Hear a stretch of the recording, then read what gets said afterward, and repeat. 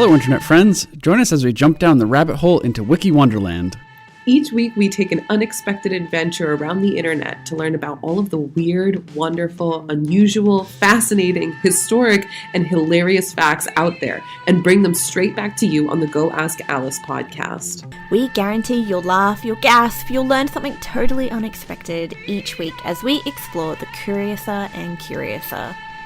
Listen by searching for Go Ask Alice wherever you get your podcasts, or by going simply to tinyurl.com/goaskalicepod. See you down the rabbit hole. I hate politics. I think it's really stupid. I hate the whole political game. It's just really hypocritical. You know, like every election, you pit a group of people against each other within the same party to get nominated. They all talk crap about each other. They all tear each other down. They say just heinous things to and about each other. There's ads, attack ads, all that kind of stuff. And then once someone's nominated, they all just pretend like none of that ever happened and just like pledge undying support for this candidate, all because it's under the same party. And if you don't, and if you have some sort of view that differs from what your party platform is, then you risk losing monetary support and votes from people in your party just because you think something different. It's so stupid. And yet we continue to just kind of have this system. And look, this isn't going to be an episode about political ideologies and all that. I'm just going to talk about how stupid it all is. And so if you enjoy politics, this episode's probably not for you because it's not going to make you feel good about your hobbies. But if you hate politics like me, you'll enjoy how I talk about these three moronic stories. It's Our Weird World. Our Weird World.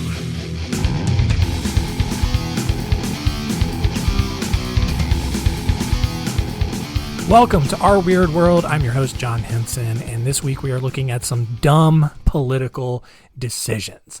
And look, all right, come on. All right, just hear me out here. Last kind of thing that I'll say about politics. Like politicians, they're just like you and me, all right? It's just people, narcissistic people who enjoy being worshipped and adored, all right? Which sounds pretty sweet if you think about it. But they're the ones, they choose to run for office, and if they're pretty good at it, if they're charismatic, thank you, dog, again, for interrupting, second week in a row. Charismatic, they get a lot of followers, people seem to like them, they move up, they get higher and higher offices. It's all just a narcissistic, egotistical world that we all kind of create. Like, honestly, most people, like, we really shouldn't hate politics because we created it. Like, it's our fault. Politicians are the way they are. But, politicians can come out and talk about how they care about the people they represent. Oh, I'm going to fight for you. No, you're not. You're going to get elected. You're going to go away, dog. Seriously. And they're going to get to Washington, or they're going to get to your state capital, whatever. And they're going to, vote and legislate based on whoever's lobbying them at the time. It doesn't matter if the kickbacks and the lobbies and the handshake deals they're getting completely screw over their constituents. At that point, it becomes a job, and they want to keep getting reelected. And their voters don't necessarily have the power to vote them out anymore. It's all about who donates to their super PAC, who can create ads, because people, like, we're all so stupid, dude. Like, you can hate a politician, but if a super PAC comes out with an ad that makes them look good or really trashes their opponent, they're going to end up getting reelected anyway. It's so much manipulation, and it's unfortunate. And I am but one person. I cannot change the world. And so, it is what it is, I guess. But that's why Congress people don't want to put term limits on themselves. Because once you get up to Washington, it seems like it's a pretty cushy job. You get a pension afterwards, you make good bank, you're practically immortalized in some way, why at that point would you try and care? You don't, whatever. And like everything you say is just under this microscope. I don't know. There's so many things wrong with it, but there's no real easy way to fix it. And that sucks. So what are we going to do today? We're going to make fun of times where it really sucked. All right. We're going to everyone's probably turned this episode off already. I'm sorry. Or if you really agree with what I'm saying right now, you're probably like, yeah, keep going. I want to vote for you right now. Oh, ow, ow, ow. Ow. I hit my phone and it knocked off the table and it hit my foot. That hurt. That's what I get. All right.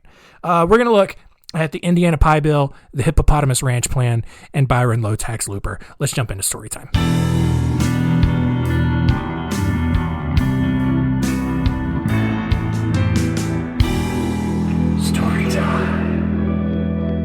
In 1897, a physician and mathematician named Edward Goodwin believed that he had figured out a way to correctly square a circle.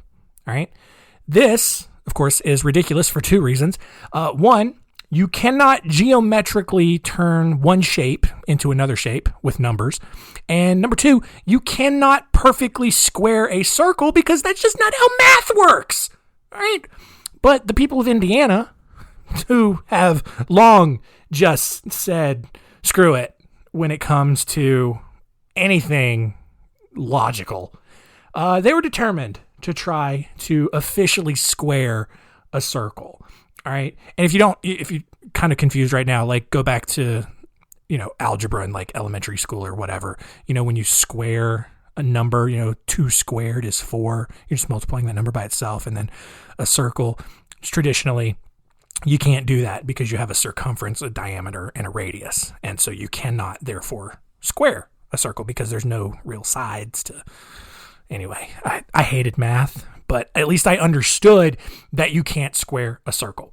But Edward Goodwin, he proposed a bill to State Representative Taylor Record, who then introduced it to the State House under the title, A Bill for an Act Introducing a New Mathematical Truth and Offered as a Contribution to Education to be used only by the state of Indiana free of cost by paying any royalties whatever on the same, provided is it accepted and adopted by the official action of the legislature of 1897.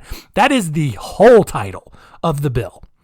And there's a lot wrong with it, other than the fact that it is incredibly long, doesn't really say a whole lot, but that's politics for you. The bill consisted of several of Goodwin's claims, which made math and the properties of a circle even more confusing than they already are. If you take out all of the superfluous jargon that Goodwin used to make himself sound smart, Goodwin's theory on this basically suggested that the number pi, 3.14, should just be rounded up from 3.14 to 3.2. All right. And even if that was a thing that you could do to just simply solve a math problem, which it isn't, that's not how you round up numbers. You can't do that. You can't go from 3.14 to 3.2 especially because the third number I do believe in 3.14 is 3.141. All right.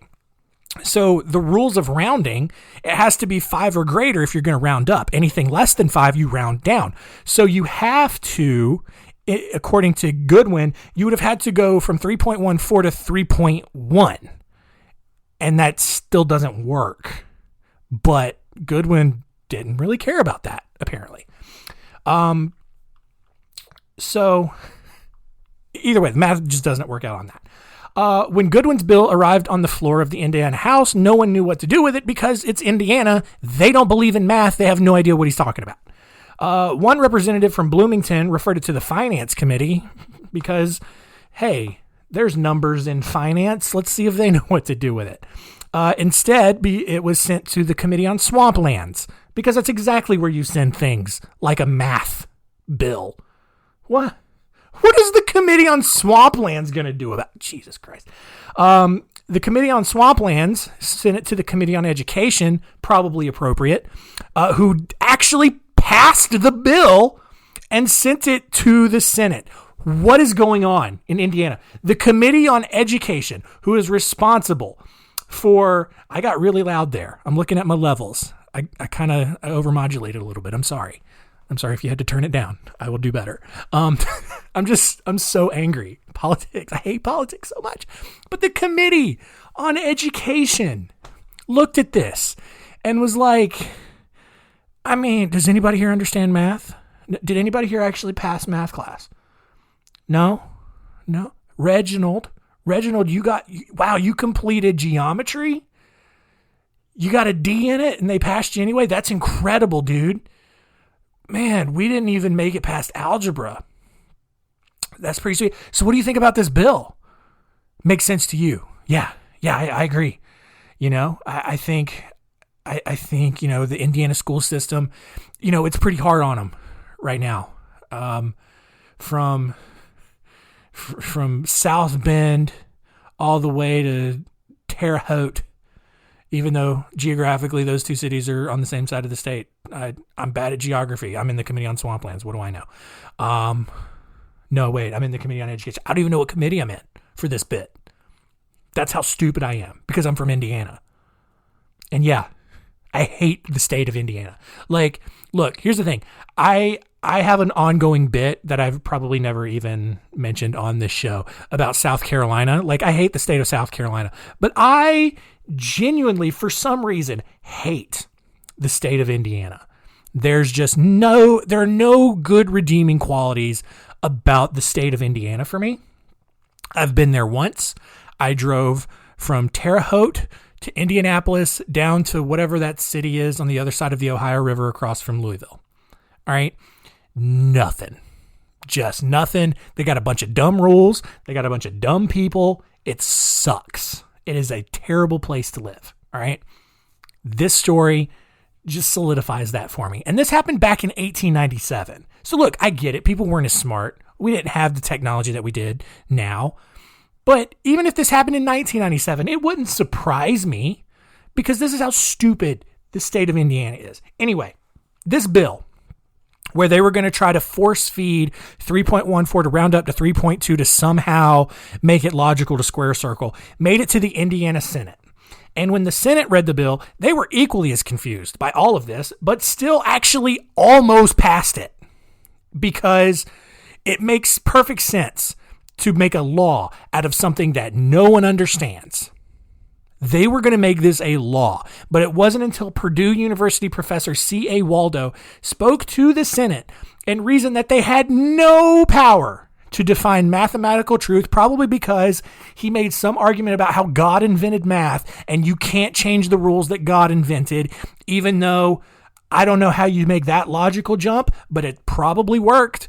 Because that convinced enough senators to table the bill and let it die. And thankfully, we don't have this stupid rule in our math books, thanks to Indiana.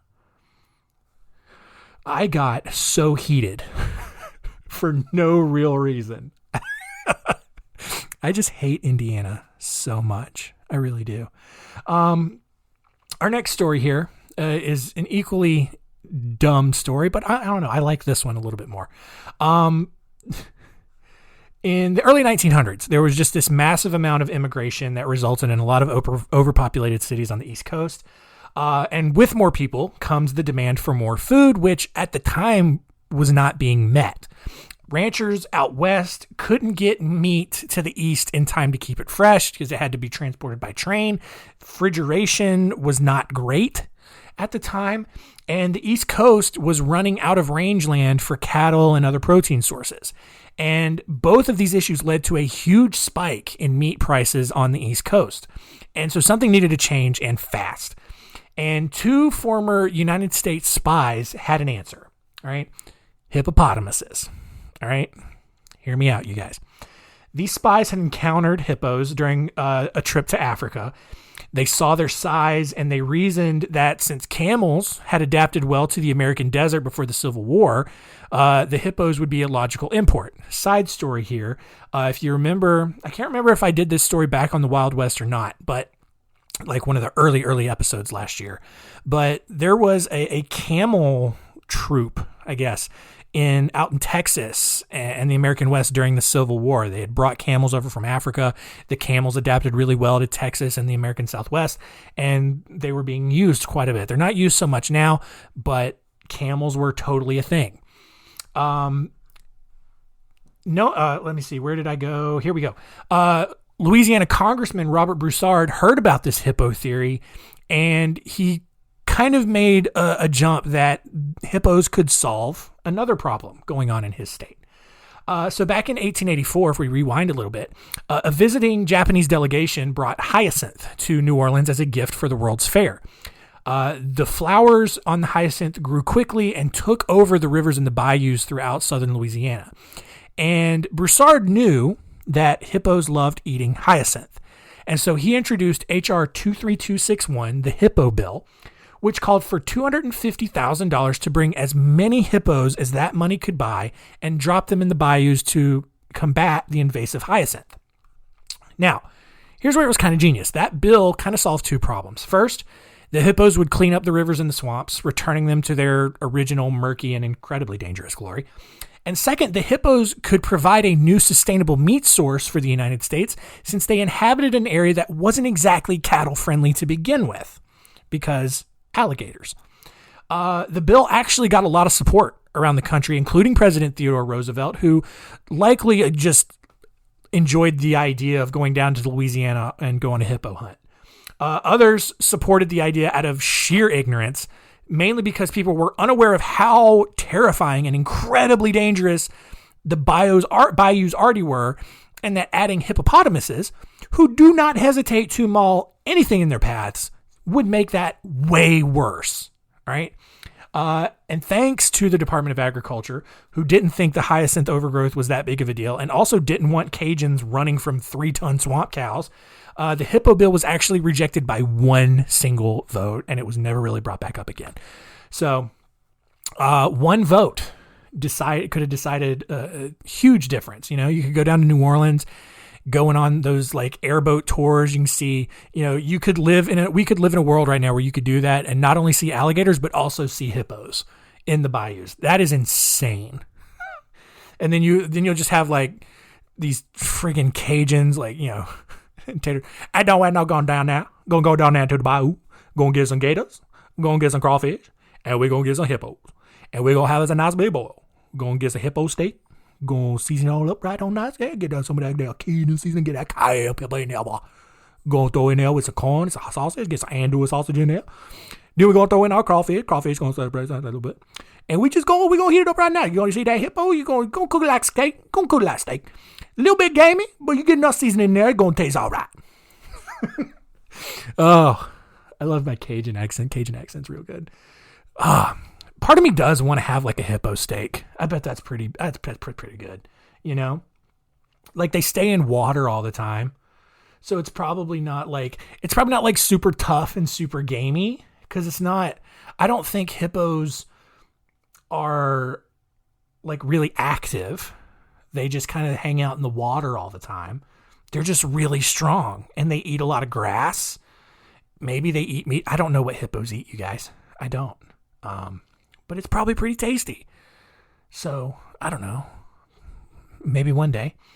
Our last story of the day is about Byron Looper, who was a Republican politician from Cookeville, Tennessee, who was also really passionate about taxes. How passionate was Byron? Well, I'll tell you. In 1996, he legally changed his middle name from Anthony to parentheses low tax. Like the parentheses were actually part of his new middle name. He's an idiot. And he did this when he decided to run for the seat of tax assessor in Putnam County, Tennessee. I still can't get over the fact that the parentheses were part of his middle name. I don't know if he just didn't know how grammar worked or whatever.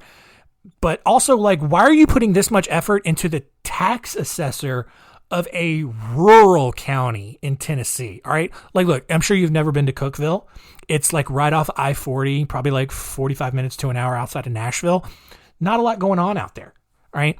But this dude was just super into wanting to become tax assessor, that he wanted to let everyone know what his intentions were when he became tax assessor.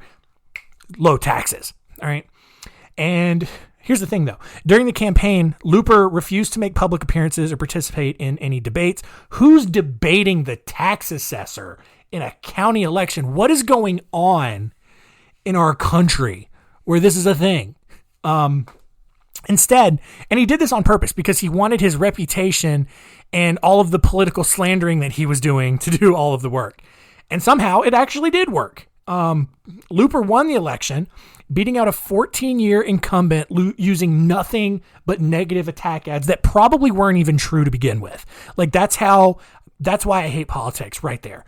You can manipulate so many dumb little dirtfoot cretins out there with attack ads because people are too lazy to go do research on themselves. They just want to be spoon-fed whatever people want them to think, and they're happy to think that way. Don't be like those people, all right?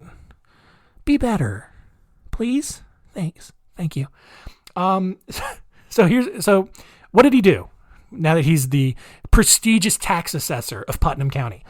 Well, Looper sent several press releases to various media outlets throughout the state touting how great he was at his job, despite not actually doing his job.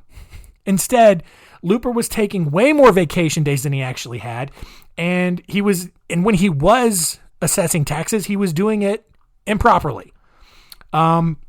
The Tennessee Bureau of Investigation finally decided to look into it in 1998 and indicted him on 14 counts of official misconduct, theft of services, misuse of county property, and misuse of county employees. The dog is apparently interested in this story, as I cannot get her to leave now. I don't know what she's doing. She's super into low taxes, you guys. Instead of owning up to the charges, though, Looper claimed that the charges were a political tactic by Democrats on the county and state level. Like, how egotistical do you have to be to not only deny that you suck at your job, but then to claim that everyone's just out to get me. It's all a hoax. It's fake news. God, man, I hate this guy so much. Looper then doubled down and decided to run for both the Tennessee House and the Senate at the same time, which I don't know if you can do that or not. I mean, I guess you just can't hold both seats at the same time, but maybe that's the tactic, enter in the race for every single political seat and just see which one you win, just play a lottery. He failed to get the nomination for the House, but he won the Republican nomination for the Senate, mainly because he was the only name on the ballot. And that's how you do it. The victory launched his campaign against 28-year Democratic Senator Tommy Burks. The two had, this political race, you guys, they had some of the most spectacular debates in political histories. And highlights from these debates have been used in curriculums for political science, law, and philosophy classes. Several poignant quotes have been used in various motivational speeches. Looper's infamous lower taxes, lower strife monologue was an integral part in actually influencing President Trump's 2018 tax reforms. All right, go look it up. I swear to God, all of this is true. No, it's not. None of that's true. No, you think no, he did. None of that was true, you guys. I hope for a second you did think it was true. Like, all of a sudden, he just decides to take politics seriously.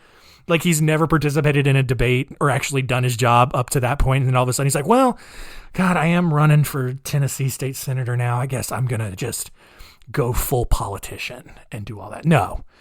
Instead, on October 19th, 1998, Tommy Burks, his opponent in that race, was found dead on his farm with his head planted on the steering wheel of his truck and a single bullet wound above his left eye.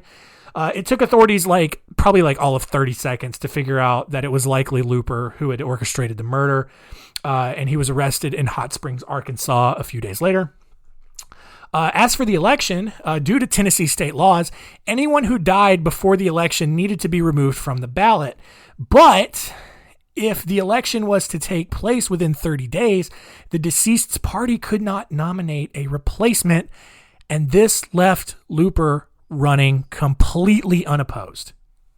Kind of brilliant.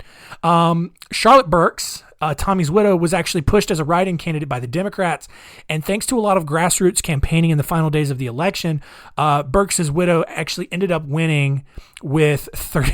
This is how many, this is how crazy, this at least gives me hope for humanity, where it's like, dude organizes the murder of his political opponent. The Democrats nominate his widow, and then the widow ends up winning 30,252 to 1,531. And I want to know who those 1,500 people were that voted for Looper anyway. Like, I mean, sure. Did he murder a Democrat? Yeah. Is that right in the eyes of the Lord? No. But it's better that there's one last Democrat on the planet. Am I right? Am I right, Jimbo? Yes, sir. All right. And look, he likes low taxes. It's in his name. He's probably going to try to help me out. I think I'm going to look past the murder. He's probably not going to murder anybody else. He's just trying to win. I think we'd all do anything we could to win in that situation. All right. No. Anyway. Charlotte Burks actually ended up getting reelected 3 more times before she retired from politics in 2014. But Looper's trial was just a mess. He changed attorneys several times and then finally went to trial in 2000. He was convicted of first-degree murder and sentenced to life in prison, where he died in his prison cell on June 26th, 2013. And that takes us out of today's stories.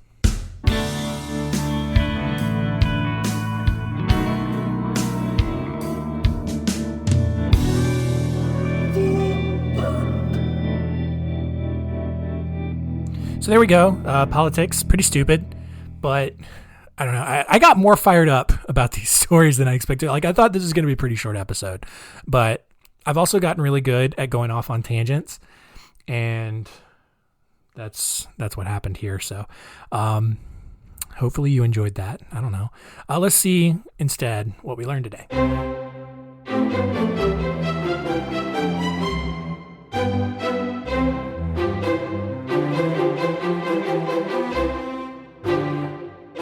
What did we learn? Number 1, Indiana is really stupid. Number 2, we almost had hippopotamuses in the United States. And honestly, like, common sense wise, logically, that would have been a terrible idea. But I don't live in Louisiana, so I don't really care as much.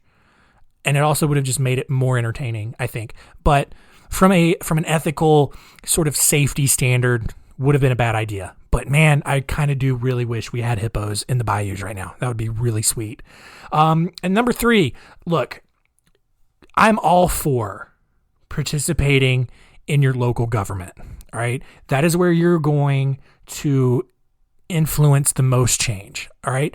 Don't worry about what's going on in Washington, D.C. Like, if you really want to change your world, get involved in local politics. All right. Run for a city council, run for some sort of county seat.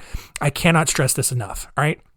Am I doing that? Absolutely not. But I think it's really important. I think look, if you have the gumption to do it, totally go for it. All right. That's how you're going to make the biggest difference in the world.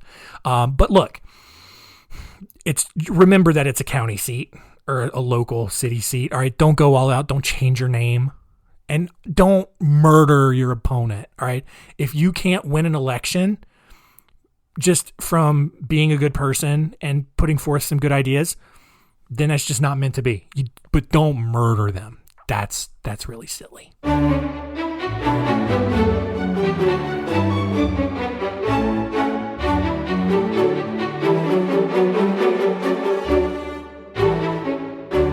Next week on Our Weird World, it is the return of Serial Killer September. Yay! Serial killers. Here we go. Next week, our first week of Serial Killer September is going to cover the story of Gilles de Rais.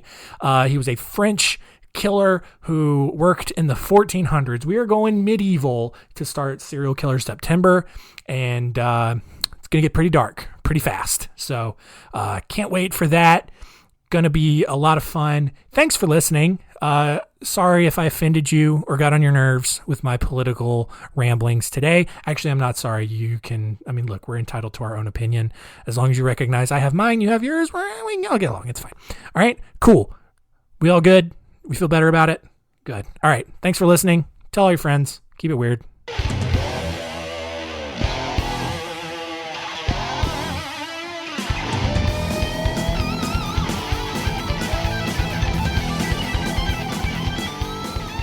Hey, they're going to go down to the bayou there. Gonna go in there to watch the dog on the Chupa Loopas. Going down there.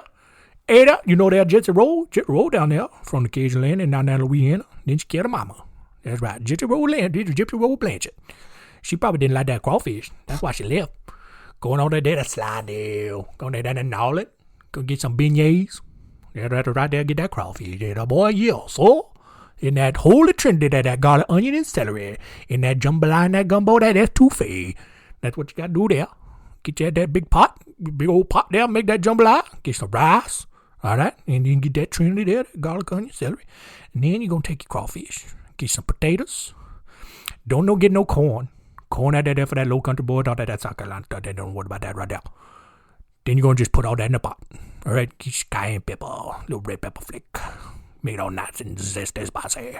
That's how we do it in Louisiana and down that Cajun country, boy. Yes, all. All right. Go get your duck calls. Pretty sweet duck call. That's right. But put all that in the pot. All right? Get some gator tail. Gator tail real nice. Go down there in the bayou. Shoot you some gators. Throw that in there. Good old jambalaya in that gator jambalaya. Maybe you're going to get some andouille sausage or you can do some chicken. It's up to you. Maybe do it on shrimp. Who knows? But you get all up there, get that nice roux. Get a nice roux all nice in there. That's how you do the etouffee. The etouffee got the roux in it. Then you got the jambalaya and the gumbo. I don't know the difference between the jambalaya and the gumbo. I think the jambalaya is like the gumbo without the gravy. But I don't know. I just make stuff. I make stuff down here in the bayou. And that's what I do. And that's pretty good. It's pretty good food. I think it is. I think it's nice. Jump that. Get a beignet. Go have a good time. Let's go.